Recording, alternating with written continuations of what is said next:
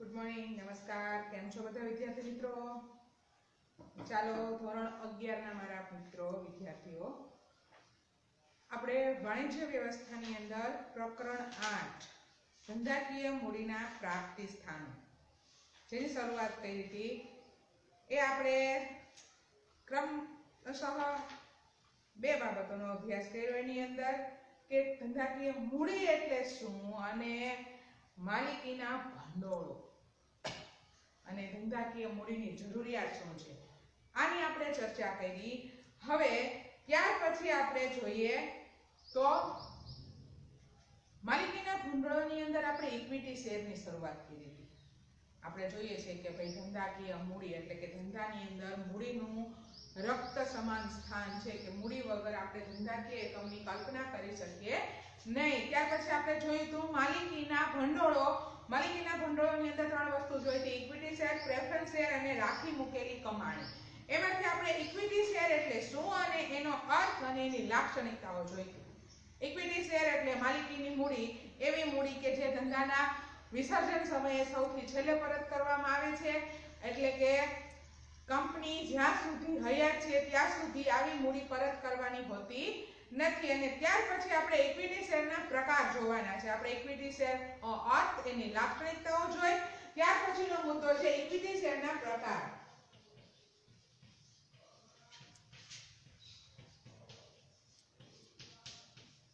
Equity શેરના પ્રકાર તો આપણે જાણીએ છીએ કે ઇક્વિટી શેર કંપની માટે ખૂબ અગત્યના શેર છે, કારણ કે એ જેના સાચા માલિકો છે. જેની પાસે ઇક્વિટી શેર છે એવા ઇક્વિટી શેર હોલ્ડરો જ કંપનીના સાચા માલિકો છે. અને ઇક્વિટી શેર મેળવવી દરેક કંપની માટે ફરજિયાત હોય છે, કારણ કે ઇક્વિટી શેર વગર કંપનીની શેર મૂડી છે એ શક્ય બનતી નથી. એટલે જ્યારે કંપનીની સ્થાપના કરવી હોય ત્યારે ઇક્વિટી શેર બહાર પાડવા ફરજિયાત છે. હવે આપણે એની લાક્ષણિકતાઓ જોઈ. એની અંદર ઘણી બધી બાબતોની આપણે ચર્ચા કરી લીધી હતી કે ભાઈ ઇક્વિટી શેર છે એ કંપનીના માલિકીના શેર છે, એની ઉપર ડિવિડન્ડનો દર છે એ અનિશ્ચિત હોય છે. નફાનું પ્રમાણ વધુ હોય તો કંપની એની ઉપર ડિવિડન્ડ દર વધુ આપે છે. આ રીતે ઘણી બધી બાબતોની આપણે ચર્ચા કરી. હવે એના ઇક્વિટી શેરના પ્રકાર છે. એમાં સામાન્ય ઇક્વિટી શેર જે કંપની માટે ફરજિયાત હોય છે બહાર પાડવા, અને એની વિના કંપનીના આપણે શક્યતા એટલે કે કંપની શક્ય બનતી નથી. ઉપરાંત એની પર ડિવિડન્ડનો હક છે. એ જો ડિવિડન્ડ એટલે કે નફો વધુ હશે તો એની પર ચૂકવવામાં આવે છે. દર વર્ષે ચૂકવવું એવું ફરજિયાત હોતું નથી. એના દર છે એ નિશ્ચિત હોતા નથી. અને આવા શેર છે કે કંપની કદાચ વિસર્જન પામે તો સૌથી છેલ્લે જો મૂડી વધે તો પરત કરવાની હોય છે. આ બધી બાબત એટલે કંપનીના સામાન્ય ઇક્વિટી શેર, જે જનરલી વધુ પ્રમાણમાં એ જ હોય છે અને એ જ હોવા જરૂરી છે. ત્યાર પછી છે sweat equity share. Sweat equity share એવા પ્રકારના શેર છે કે જે કંપની પોતાના કર્મચારીઓને બોનસ સ્વરૂપે આપવા ઈચ્છતી હોય ત્યારે આવા ઇક્વિટી શેર એટલે કે સ્વેટ ઇક્વિટી શેર છે એ આપી શકે છે. ક્યારેક એવું બને કે ભાઈ કંપની છે પોતાના કર્મચારીઓને બોનસ સ્વરૂપે રોકડ રકમને બદલે ઇક્વિટી શેર જ આપવા માંગતી હોય, કારણ કે આનાથી કંપનીની મૂડી એ વધે છે અને જે શેર એના કર્મચારીઓ છે એને કાયમી આવક પ્રાપ્ત થાય એવું એની પાસે સંપત્તિમાં વધારો થાય છે. તો આવા સમયે કંપની છે એ આવા સ્વેટ ઇક્વિટી શેર બહાર પાડે છે અને એના કર્મચારીઓને કામ કરતા એની કંપનીની અંદર અન્ય કોઈ કામદારો હોય તો એને પણ આવા ઇક્વિટી શેર એટલે કે સ્વેટ ઇક્વિટી શેર આપે છે. અને આપણે મેં તમને પહેલા કીધું હતું કે ભાઈ કંપની છે હવે 2013 ના કંપની ધારા પ્રમાણે કોઈ કંપની વટાવથી શેર બહાર પાડી શકતી નથી, પરંતુ સ્વેટ ઇક્વિટી શેર છે એ પોતે એના કર્મચારીઓને જ આપવા માંગતી હોય એટલે વટાવથી પણ આપી શકે છે. એટલે જ્યારે કોઈ એવો પ્રશ્ન તમારી સામે આવે કે કંપની કયા પ્રકારના શેર છે એ વટાવથી બહાર પાડી શકે છે તો ત્યાં આવશે સ્વેટ ઇક્વિટી શેર. ત્યાર પછી અન્ય ઇક્વિટી શેરની અંદર આપણે જોઈએ તો મતાધિકાર સાથેના ઇક્વિટી શેર. એવો શેરનો પ્રકાર કે જે શેર સામે મત આપવાનો અધિકાર પ્રાપ્ત થાય છે. અને બીજું છે ડિવિડન્ડ સંબંધમાં જુદા જુદા અધિકારો સાથે મતાધિકાર ધરાવતા ઇક્વિટી શેર. અને એવા પણ ઇક્વિટી શેર હોય કે જેમાં ડિવિડન્ડ સંબંધિત એટલે કે ફરજિયાત ડિવિડન્ડ ચૂકવવું અથવા નફો થાય ત્યારે જ ચૂકવવું, કંપની ઈચ્છે ત્યારે ચૂકવવું, અને એવા શેર કે જેની હારે મત અધિકારનો સંબંધ રહેલો હોય કે કેટલા શેર દીઠ મત આપવાનો અધિકાર રહેશે. તો આ આપણે જોયું ઇક્વિટી શેરનું માળખું. માલિકીના ભંડોળનો પહેલો પ્રકાર ઇક્વિટી શેર. એની અંદર આપણે એનો અર્થ, એની લાક્ષણિકતાઓ અને એના પ્રકારો. પ્રકારોની અંદર સામાન્ય equity share, sweat equity share અને અન્ય ઇક્વિટી શેર. અન્ય ઇક્વિટી શેરની અંદર પાછા બીજા બે પેટા પ્રકાર. હવે ત્યાર પછી આપણે ઇક્વિટી શેરના પ્રકારો પૂરા કર્યા. હવે જે બીજું ભંડોળ આવે છે એ છે પ્રેફરન્સ શેર.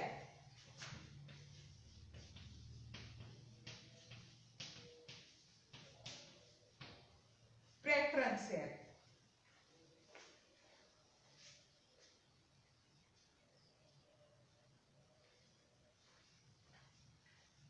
પ્રેફરન્સ શેર એટલે જેને આપણે ગુજરાતીમાં પસંદગીના શેર પણ કહેવામાં આવે છે. આ પણ શેર ભંડોળનો જ એક પ્રકાર છે. ઇક્વિટી શેર અને પ્રેફરન્સ શેર બે આમ તો કહીએ તો માલિકીની મૂડી જ ગણી શકાય, પરંતુ પ્રેફરન્સ શેરની અંદર ઘણી બધી એવી બાબતો છે જે એને ઇક્વિટી શેરથી અલગ તારવે છે. અહીંયા આ કંપનીના એવા શેર છે કે જ્યાં ડિવિડન્ડ ચૂકવવું જરૂરી છે, પ્લસ જો કંપની વિસર્જન પામે છે તો ઇક્વિટી શેર પહેલા આ પ્રેફરન્સ શેરની રકમ પરત કરવાની હોય છે. એટલે કે પહેલા એને મૂડી પરત મેળવવાની પસંદગી પ્રાપ્ત થાય છે, એટલા માટે થઈને પણ એને પ્રેફરન્સ શેર કહેવામાં આવે છે. લાક્ષણિકતાઓ. પ્રેફરન્સ શેરની આપણે લાક્ષણિકતાઓ જોઈએ તો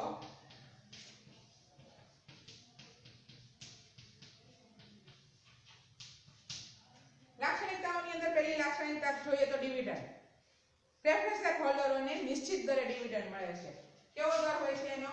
નિશ્ચિત હોય છે. જો આપણે ઇક્વિટી શેરમાં જોયું હતું કે એનો દર કેવો હોય છે? અનિશ્ચિત હોય છે. નફાના ઉપર આધારિત હોય છે. નફો વધુ તો દર વધુ. અહીંયા જ્યારે પ્રેફરન્સ શેરની અંદર ડિવિડન્ડનો દર નિશ્ચિત હોય છે. મતાધિકાર. પ્રેફરન્સ શેર હોલ્ડરને માત્ર તેમના હિત સાથે સંકળાયેલ બાબતોમાં જ મત આપવાનો અધિકાર છે. દરેક બાબતમાં અધિકાર મળતો નથી, કારણ કે એ કંપનીના સાચા માલિકો નથી. ત્યાર પછી છે પસંદગી. સ્થિર નિશ્ચિત આવક અને મૂડીની સલામતી ઈચ્છતા રોકાણકારો આ પ્રકારના પ્રેફરન્સ શેર ખરીદવાનું પસંદ કરે છે. જે એવું ઈચ્છે છે કે નિશ્ચિત દરે ડિવિડન્ડ મળે, એના જે પૈસા છે એ સેફ રહે, આવા લોકો માટે પ્રેફરન્સ શેરની પસંદગી હોય છે. બજાર ભાવ. આ શેરની કિંમત પ્રમાણમાં કેવી હોય છે? સ્થિર રહે છે, કારણ કે આની ઉપર ડિવિડન્ડનો દર નિશ્ચિત છે અને સલામત છે. એટલે અહીંયા એના ભાવમાં કોઈ ઝાઝો વધઘટ જોવા મળતી નથી, એટલે કે બજાર ભાવ સ્થિરતા જાળવી રાખે છે. ત્યાર પછી 5 નંબરનો મુદ્દો છે જોખમનું પ્રમાણ. હવે અહીંયા ઇક્વિટી શેરની કમ્પેરિઝનમાં જોઈએ તો આને દરેક પ્રકારે સેફ ગણી શકીએ, આપણે સલામત ગણી શકીએ. એટલે અને પ્લસ કંપની કોઈ પણ કારણોસર છે વિસર્જન પામે છે તો સૌપ્રથમ આમને મૂડી પરત મેળવવાનો હક છે, એટલા માટે થઈને પણ જોખમનું પ્રમાણ ઓછું છે. ત્યાર પછી મૂડી પરત. આપણે જોયું કે પ્રેફરન્સ શેર છે એ મૂડી પરત મેળવવામાં ઇક્વિટી શેર કરતા પ્રથમ હક ધરાવે છે, કારણ કે ક્યારે કંપની બંધ થાય તો પ્રથમ એને પસંદગી આપવામાં આવે છે મૂડી પરત કરવામાં. એટલે અહીંયા મૂડી પરત મેળવવાનો એને અધિકાર હોય છે. આ આપણે જોયું પ્રેફરન્સ શેરનો અર્થ અને એની લાક્ષણિકતાઓ કુલ 6 છે. જો વિદ્યાર્થીઓ પરીક્ષાની અંદર પ્રશ્ન પૂછાય ને ત્યારે એવા પણ ટૂંકા પ્રશ્નો પૂછાય છે કે ભાઈ ઇક્વિટી શેરની કુલ કેટલી લાક્ષણિકતાઓ? તો ત્યાં 10 છે. આટલો જ પૂછે છે. હા, આ પ્રેફરન્સ શેરની કેટલી લાક્ષણિકતાઓ? તો અહીંયા 6 છે. કેટલા ફાયદાઓ, મર્યાદાઓ, આવા ટૂંકા પ્રશ્નોની અંદર તમારે આંકડો પણ આપવાનો હોય છે. આ રીતે પણ પ્રશ્ન પૂછાય છે. ઉપરાંત એવો પ્રશ્ન પૂછાય કે ભાઈ બે પ્રકારની મૂડી હોય, ઇક્વિટી અને પ્રેફરન્સ, એમાં કઈ મૂડીને પ્રથમ હક છે મૂડી પરત મેળવવાનો? તો કઈ આવે? તો કે પ્રેફરન્સ છે. કયા શેરમાં ડિવિડન્ડનો દર નિશ્ચિત હોય છે? તો કે પ્રેફરન્સ છે. આ રીતે ટૂંકા પ્રશ્નો છે એ બનતા હોય છે અને એનો જવાબો આપતા હોય છે. હવે પ્રેફરન્સ શેરના પ્રકારો 2 છે. 20 વર્ષ પહેલા પરત કરી શકાય તેવા પ્રેફરન્સ શેર અને 20 વર્ષ પછી પરત કરી શકાય તેવા પ્રેફરન્સ શેર. તો આપણે જોઈએ છીએ કે કોઈ પણ ધંધાકીય એકમની સ્થાપના થાય ને ત્યારે જે તે સ્થાપક છે એવું ઈચ્છતો હોય કે એનો ધંધાકીય એકમ છે એ લાંબા સમય સુધી ચાલે. કોઈ એવું ના ઈચ્છતું હોય કે ટૂંકા ગાળામાં એનો ધંધો છે બંધ થાય છે. અને આપણે ઘણી બધી એવી કંપનીઓ જોઈએ છે કે જે વર્ષોથી ચાલે છે. તો જ્યારે પ્રેફરન્સ શેર બહાર પાડવામાં આવે ત્યારે કંપની કયા પ્રકારના પ્રેફરન્સ શેર બહાર પાડે છે એ ખૂબ જરૂરી છે. 20 વર્ષ પહેલા પરત કરી શકાય એવા કે 20 વર્ષ પછી, એના આધારે પ્રેફરન્સ શેર ખરીદનારાઓ પણ પસંદગી કરતા હોય છે. તો આ એના બે પ્રકાર. અહીંયા આપણું પ્રેફરન્સ શેર પણ કમ્પ્લીટ થાય છે. ત્યાર પછી એનો તફાવત પૂછ્યો છે. જો આપણે પ્રેફરન્સ શેર અને ઇક્વિટી શેરને આપણે એની અર્થ અને લાક્ષણિકતાઓ સાથે સમજી ગયા, એના પ્રકારો સાથે સમજી ગયા, તો તફાવત છે એ જાતે આપણે કરી શકીએ તૈયાર. અને કોઈ પણ મુદ્દો હોય ને એનો તફાવત છે ને એ જાતે જ તૈયાર કરવાનો હોય. છતાં આપણે અહીંયા એકવાર નજર ફેરવી લઈએ તો એના 7 મુદ્દાઓ આપેલા છે. ફરજિયાત દરેક કંપનીએ આ શેર બહાર પાડવા ફરજિયાત હોય છે. પ્રેફરન્સ શેર ફરજિયાત બહાર પાડવા જરૂરી નથી. ડિવિડન્ડનો દર ઇક્વિટી શેરમાં અનિશ્ચિત હોય છે, પ્રેફરન્સ શેરમાં નિશ્ચિત હોય છે.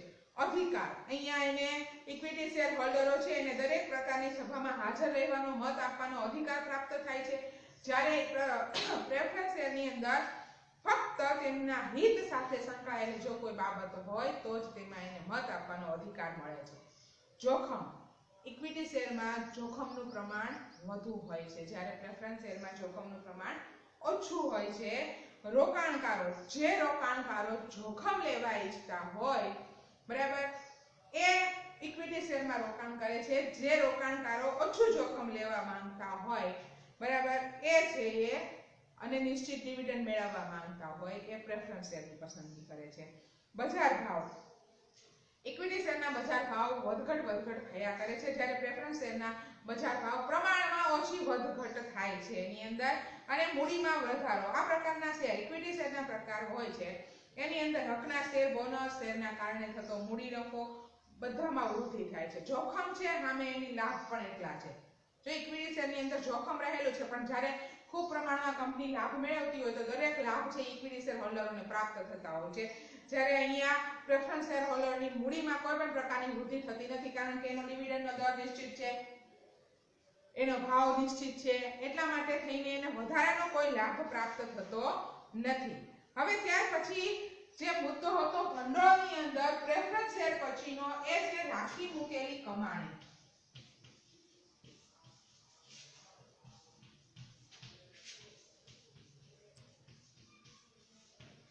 રાખી મૂકેલી કમાણી અથવા તો નફાનું ધંધામાં પુનઃરોકાણ. માલિકી ભંડોળનો ત્રીજો પ્રકાર છે કંપની પોતાના સમૃદ્ધિના સમયમાં વધુ નફો જો કમાતી હોય અને બધો જ નફો ડિવિડન્ડ તરીકે વહેંચતી ન હોય, અથવા તો વહેંચવાને બદલે નફાનો અમુક ભાગ છે એ ધંધાની અંદર જ પુનઃરોકાણ કરે છે. એટલે કે આવા નફાનું ધંધાની અંદર પુનઃરોકાણ કરે છે, અનામત સ્વરૂપે રાખે છે, જેને રાખી મૂકેલી કમાણી અથવા તો નફાનું પુનઃરોકાણ પણ કહેવામાં આવે છે. જો ધંધામાં ભવિષ્યમાં ઘણી બધી જવાબદારી ઊભી થાય તો આવા સમયે જો આવી રાખી મૂકેલી કમાણી અથવા તો નફાનું પુનઃરોકાણ કરેલું હશે તો કંપનીને ઘણા બધા ફાયદાઓ થાય છે. એ ફાયદાઓ આપણે ક્રમશઃ જોઈએ. 7 ફાયદાઓ અહીંયા આપણને આપેલા છે. આના શું ફાયદાઓ છે? ફાયદાઓ જોઈએ તો પહેલો ફાયદો છે કે મંદીના સમયમાં ઉપયોગી. હવે અત્યારે આ જે સમય ચાલે છે વર્તમાન સમય, એ આપણે મંદીનો સમય જ કહી શકીએ, કારણ કે ઘણા ખરા નાના ઉદ્યોગો છે એને ઘણી ખપાટ લાગી છે. આ કોરોનાને લીધે ઘણી બધી વસ્તુઓ છે એને સહન કરવાની આવી છે. તો આવા સમયે જો આ કોઈ કંપનીએ જ્યારે પોતે ખૂબ નફો કમાયો હશે ત્યારે બધો જ નફો ડિવિડન્ડ તરીકે વહેંચવાને બદલે અમુક નફાનો ભાગ છે એ ધંધામાં પાછો રોકેલો હશે, અથવા તો આવી કમાણી અનામત સ્વરૂપે રાખી મૂકેલી હશે, તો જ્યારે મંદી આવે છે અને તે સરેરાશ નફો પણ નથી કમાઈ શકતા, આવા સમયે આવી જ રાખી મૂકેલી કમાણીમાંથી એ નાણાંનો ઉપયોગ કરી શકે છે. તો આપેલો એનો ફાયદો. ત્યાર પછી ભાવિ યોજનાઓના અમલ માટે ઉપયોગી. ભાવિ યોજનાઓ, કંપનીએ ક્યારેક ભવિષ્યમાં જો કંપની સતત વિકાસ કરતી હોય, કોઈ બાબતની અંદર સતત એનો વિકાસ થતો હોય, નફામાં વૃદ્ધિ થતી હોય કે ભાઈ વર્ષે વર્ષે નફામાં વૃદ્ધિ જોવા મળે છે, તો આવા સમયે એણે ધંધાના કેટલાક ભવિષ્યના આયોજનો કરેલા હોય છે કે ભાઈ જો ધંધો સતત વિકાસ પામે છે તો એનું વિસ્તરણ કરવું, વિકાસ થાય ત્યારે જ વિસ્તરણ થાય. તો આવા સમયે એને જ્યારે વિસ્તરણ કરવાની જરૂરિયાત ઉદ્ભવે છે અને બીજું આપણે જોયું હતું કે આધુનિકીકરણ કરવું પડે, તો આવા સમયે એની પાસે જો પોતાને જ આવો નફો એટલે કે આવી રાખી મૂકેલી કમાણી હશે તો એને અન્ય કોઈ જગ્યાએથી નાણું મેળવવાની કોઈ પણ પ્રકારની માથાકૂટમાં પડવાની રહેતું નથી અને એ આરામથી અહીંયા પોતાનું નાણાંનો ઉપયોગ છે એ કરી શકે છે.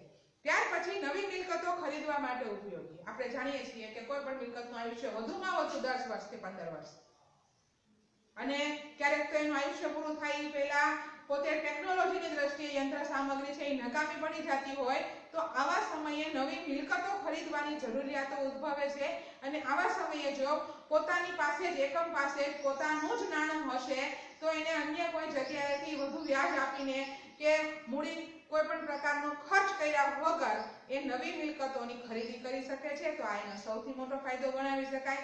ત્યાર પછી છે સ્થિર ડિવિડન્ડ નીતિ.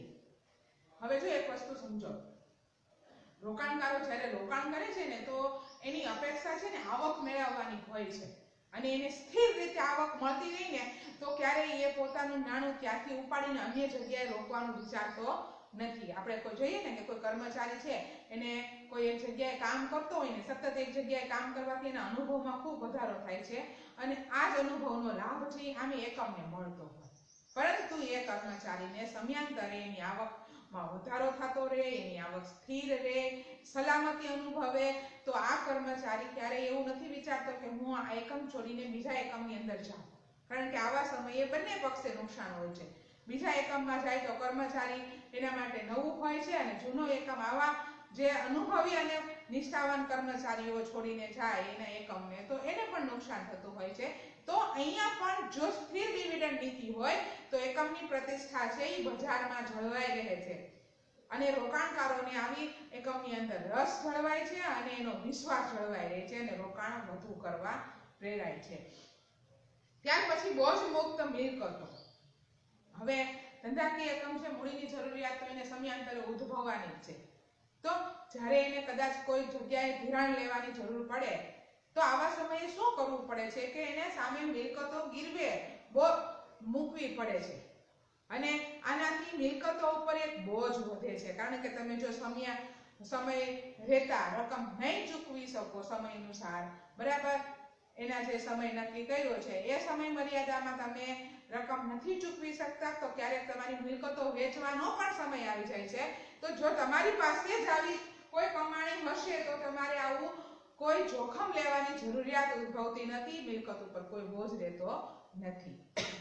ત્યાર પછી છે ઓછીની મૂડી પરત કરી શકાય. તમારી પાસે ક્યારેક એવું બને કે તમે નાણાં ઓછીના લીધા છે અને પછી તમારો નફો સતત વધે છે અને તમે આ રીતે અમુક કમાણી છે અનામત સ્વરૂપે એકત્ર કરી શકો છો તો આવી રકમમાંથી તમે આવી ઓછીની મૂડી પરત પણ કરી શકો છો. કંપનીએ કોઈ બોન્ડ બહાર પાડ્યા હોય, ડિબેન્ચર બહાર પાડ્યા તો આ કંપનીની ઓછીની મૂડી છે તો આને પરત કરવા માટે પણ આવી રાખી મૂકેલી કમાણીનો ઉપયોગ કરી શકાય છે, જે એનો એક ફાયદો છે સરસ મજાનો. ત્યાર પછી છે મૂડી પડતરમાં ઘટાડો. મૂડી પડતર, જો રાખી મૂકેલી કમાણીને કારણે ધંધાકીય એકમને મૂડી મેળવવા બાહ્ય કોઈ પ્રાપ્તિ સ્થાનો પર આધાર રાખવો પડતો નથી. કોઈ ધંધાકીય એકમ છે એને મૂડીની જરૂરિયાત તો સતત રહેવાની જ છે, એટલા માટે એને બાહ્ય પ્રાપ્તિ સ્થાનો ઉપર આધાર રાખવો પડે છે અને એ મૂડી મેળવવા માટે એને ખર્ચ કરવો પડે છે અને પરત કરવા માટે પણ એને મૂડી ઊભી કરવી પડે છે. તો આવા સમયે જો એકમ પાસે પોતાની જ આવી મૂડી પ્રાપ્ત હશે તો એને આવા કોઈ બાહ્ય એકમો પાસેથી મૂડી મેળવવા માટે કોઈ એવો મૂડી ખર્ચ ઊભો કરવો પડતો નથી, જે પણ એનો એક ફાયદો છે. અને માલિકીનું ભંડોળ છે, નફાનું પુનઃરોકાણ એ માલિકીનું ભંડોળ હોવાને કારણે કોઈ પણ પ્રકારનું વ્યાજ ચૂકવવું પડતું નથી. મેં તમને જેમ કહ્યું કે એને વિવિધ પ્રકારે માલિકી મૂડી મેળવવા માટે ખર્ચ કરવો પડતો હોય, ક્યારેક ધિરાણ સ્વરૂપે લીધું હોય તો એનું વ્યાજ ચૂકવવું પડતું હોય, ઓછીની મૂડી એટલે કે ડિબેન્ચર કે બોન્ડ બહાર પાડ્યા હોય તો નિશ્ચિત દરે એનું નિશ્ચિત સમયે વ્યાજ ચૂકવવું પડતું હોય, આવું કશું જ કરવાનું રહેતું નથી. આ એના ફાયદાઓ થયા. હવે કોઈ પણ બાબતની બે બાજુઓ હોય, ફાયદાઓ છે તો સાથે મર્યાદાઓ પણ હોય, તો આપણે એની મર્યાદાઓ જોઈએ. એની મર્યાદાઓ આપણને આપેલી છે, 4 મર્યાદાઓ છે. ઇજારાશાહીને પ્રોત્સાહન. હવે ઇજારાશાહી ઇકોનોમિક્સ અર્થશાસ્ત્રનો શબ્દ છે. ઇજારાશાહી એટલે બજાર ઉપર મોટા ભાગનો પકડ તમારી કોઈ એક એકમની હોય.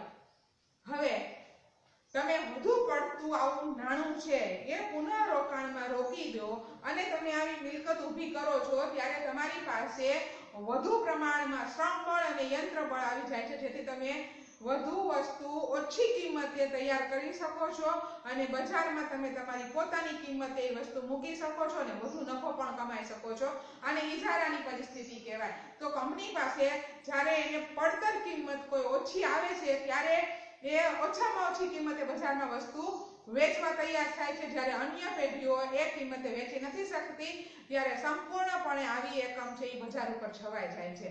એટલે ક્યારેક એવું બને કે ભાઈ ઇજારાશાહીને પણ પ્રોત્સાહન મળતું હોય છે, કારણ કે કંપનીને દરેક પ્રકારે આવી કમાણીથી લાભ મળતો હોય તો એ બજાર ઉપર પ્રભુત્વ મેળવવાનો પ્રયત્ન કરતો હોય છે. ત્યાર પછી છે સટ્ટાખોરીને ઉત્તેજન. સટ્ટાખોરી એટલે શું? જે શેર બજારનો થોડો ઘણો અનુભવ હશે એ લોકોને ખ્યાલ હશે કે કંપનીઓ શું કરતી હોય છે કે અમુક સમયે એ પોતાના શેરના ભાવ એકદમ નીચા લઈ જાય છે અને પછી એના સંચાલકો એ શેર ખરીદી કરે છે અને આવી કંપનીઓ પાસે એનું આવી કમાણી હોય એટલે એને નાણાંની કોઈ અગવડ નથી, એટલે શેરના બજાર ભાવ એકદમ ઊંચા આવે છે, કારણ કે કંપની નફો બતાવે છે. આવી રાખી મૂકેલી કમાણીથી અચાનક કંપની નફો બતાવે છે, જેથી રાતોરાત એના શેરના ભાવ વધે છે અને એના સંચાલકોએ એના કર્મચારીઓએ જે નીચા ભાવે શેરની ખરીદી કરી છે એ આવા ઊંચા ભાવમાં વેચી અને નફો મેળવતા હોય છે, લાભ મેળવતા હોય છે. તો આવી બાબતોની પણ શક્યતાઓ રહેલી છે કે સટ્ટાખોરીને ઉત્તેજન મળે છે. આર્થિક રીતે નબળી અને નવી કંપનીઓ માટે મુશ્કેલ. જો નફાનું પુનઃરોકાણ છે એ દરેક કંપની માટે પોસિબલ હોતું નથી, કારણ કે આવું ક્યારે શક્ય બને કે જ્યારે કંપની ડિવિડન્ડ પણ સમયસર ચૂકવી શકે છે, ઉપરાંત એની પાસે ધાર્યા કરતા વધુ નફો થયો છે ત્યારે એની પાસે આવું વધારાનો નાણું મળે છે કે જે આવી રીતના રાખી શકે છે, પુનઃરોકાણ કરી શકે છે. પરંતુ દરેક કંપની માટે આ શક્ય નથી. જે એવરેજ નફો કરે છે એ કંપનીઓ માંડ ડિવિડન્ડ ચૂકવી શકતી હોય ત્યારે એના માટે આ રીતે વધારાનું નાણું અનામત સ્વરૂપે રાખવું એ શક્ય બનતું નથી. તો આવા સમયે આવી કંપનીઓ આવું કરી શકતી નથી. નાના રોકાણકારોને લાભ નહીં. જે લોકો થોડું ઘણું રોકાણ કરીને સામે આવક મેળવવા ઈચ્છે છે અને રોકાણ કરતા હોય છે એના માટે આ વસ્તુ શક્ય બનતી નથી, કારણ કે અહીંયા એ લોકોએ રોકાણ કર્યું હોય શા માટે? તો કે એને ઊંચું ડિવિડન્ડ પ્રાપ્ત થાય એટલા માટે. અને જ્યારે કંપની છે એની પોલિસી આવી હોય કે અમુક ટકા નફાનો ભાગ છે એ આપણે રાખી મૂકવો, ત્યારે એ પૂરેપૂરું ડિવિડન્ડ ચૂકવતી નથી. તો આવા સમયે આવા નાના રોકાણકારો માટે એને નુકસાન થાય છે.